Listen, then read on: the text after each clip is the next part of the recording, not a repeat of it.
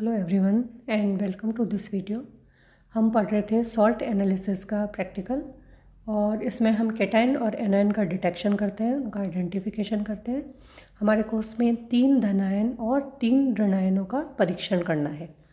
तो परीक्षण करने से पहले हम कुछ ड्राई टेस्ट करते हैं जिससे हमें इस बात का अंदाज़ हो जाए कि इसमें कौन से धनायन और कौन से ऋणायन हो सकते हैं। फिर उसके बाद में हम उनका कन्फर्मेटिव टेस्ट करते हैं। तो उसमें एक तरीका हमने पिछले वाली वीडियो में पढ़ा था कि हम उसको NaOH के सोल्यूशन में डिज़ोल्व कर लेते हैं। उसी तरीके से एक ये है कि हम उसको अमोनिया सॉल्यूशन के अंदर ऐड कर लेते हैं। जो भी लवण अपन को मिला है, जिसका भी हमें परीक्षण करना है, उसको हम अमोनिया सॉल्यूशन में डिज़ोल्व कर सकते हैं। तो उसके बाद में 3 कंडीशन होगी, या तो उसमें कोई भी प्रेसिपिटेट नहीं आएगा, या उसमें सफ़ेद रंग का अवशेप आएगा, या फिर उसमें रंगीन अवशेप आएगा। इस आधार पर हम उसके बारे में कुछ पता लगा सकते हैं। जैसे अगर मान लीजिए कोई भी अवशेप नहीं आता तो कैल्शियम या अमोनियम हो सकता है।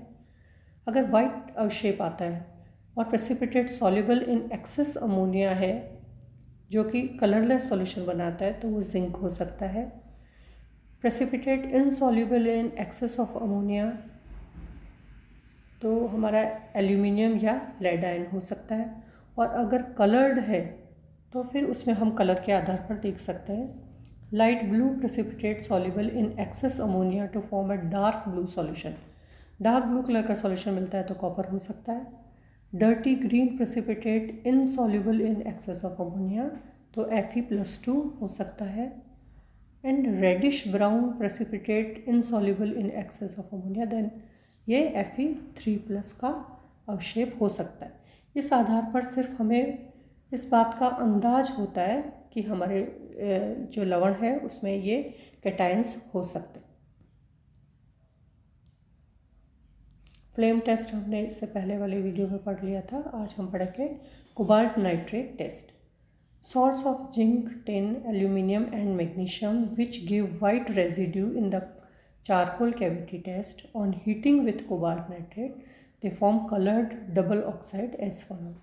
जिंक, टाइटेनियम, एल्यूमिनियम और मैग्नीशियम अगर हमारे पास है तो हम उसको चारकोल में डालकर चारकोल कैविटी टेस्ट करते हैं। फिर हम उसको हीटिंग करते हैं कोबाल्ट नाइट्रेट के साथ में, तो हमें कलर्ड ऑक्साइड्स मिलते हैं। और इन रंगों को देख करके हम इस बात का अंदाज लगा सकते हैं कि ये कैटायन हो सकते हैं।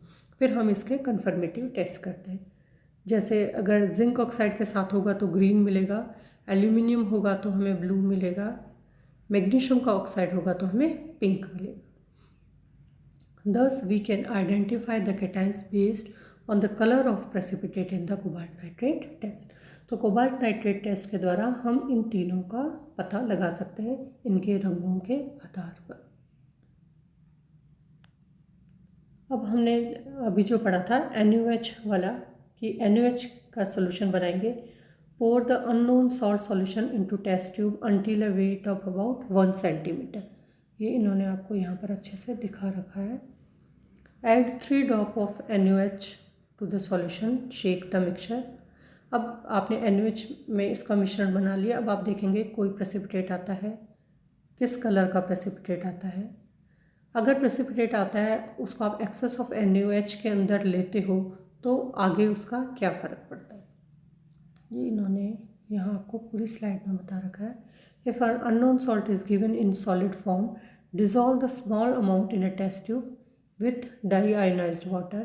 Separate the resulting solution into 2 equal portions for testing NaOH and ammonia respectively. जो सॉल्ट मिला है उसका मिक्सचर बना लेना है। एक में आप NaOH का बना लेंगे और दूसरे में आप अमोनिया एक्वस का, और फिर जो रिजल्ट आते हैं उनको अपन देखते हैं। देखिए ये इस तरीके के अपन को रिजल्ट दिखाएंगे। ये हमने कैटायन दे रखा है, aluminium, lead, zinc and calcium. यहाँ पर हमारा NaOH में डिज़ोल्व किया तो क्या आता है, और यहाँ पर अमोनिया में डिज़ोल्व किया तो क्या रिजल्ट्स आते हैं। White precipitate soluble in excess to give colourless solution. अगर एल्यूमिनियम है तो उसका कलरलेस सॉल्यूशन होगा NaOH में, लेकिन अमोनिया में आपको इसका वाइट प्रेसिपिटेट नज़र आ जाएगा जो कि इनसॉल्युबल इन एक्सेस होगा। ये यहाँ पे प्रेसिपिटेट नीचे दिख रहा है आपको, इनसॉल्युबल।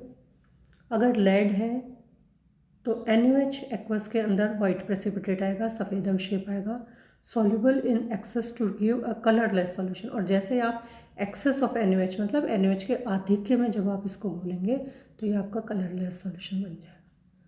जबकि अमोनिया के सॉल्यूशन में क्या होगा, वाइट प्रेसिपिटेट आएगा और ये जो इनसॉल्युबल इन एक्सेस अमोनिया के आधिक्य में जब आप इसको घोलेंगे तो ये इनसॉल्युबल होगा। इसी तरीके से जिंक में देखिए, soluble in excess to give a colourless solution. यहाँ पे हमें वाइट कलर या कोई प्रेसिपिटेट नहीं दिखाई देगा, एक कलरलेस सॉल्यूशन मिलेगा। और जब हम इसको एक्सेस में घोलेंगे तो ये ट्रांसपेरेंट बन जाएगा बिल्कुल। जबकि अमोनिया में ये वाइट प्रेसिपिटेट देगा, soluble in excess to give a colourless solution. Calcium है तो वाइट प्रेसिपिटेट आएगा और यहाँ पर कोई भी प्रेसिपिटेट नहीं आएगा, सॉल्यूशन रिमेन्ड कलरलेस।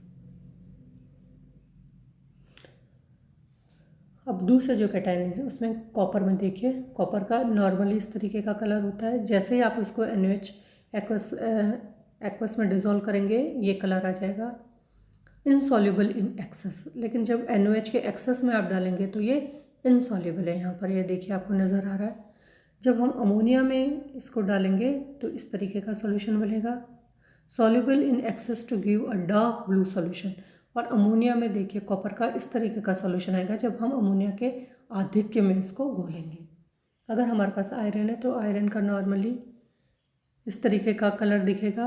जैसे आप NaOH में डालेंगे ये कलर नज़र आ जाएगा, आधिक्य में जब डालेंगे तो इनसॉल्युबल होगा। ये देखिए यहाँ पे अगर आप गौर से देखेंगे तो ये आपको इनसॉल्युबल नज़र आ रहा है। अमोनिया के आधिक्य में अगर आप आयरन वाले को डालेंगे तो ऐसा नज़र आ जाएगा और एक्सेस में ये आपका इनसॉल्युबल होगा। अब आयरन को देखते हैं। आयरन में देखिए नॉर्मल हमको ये रेडिश ब्राउन दिखेगा।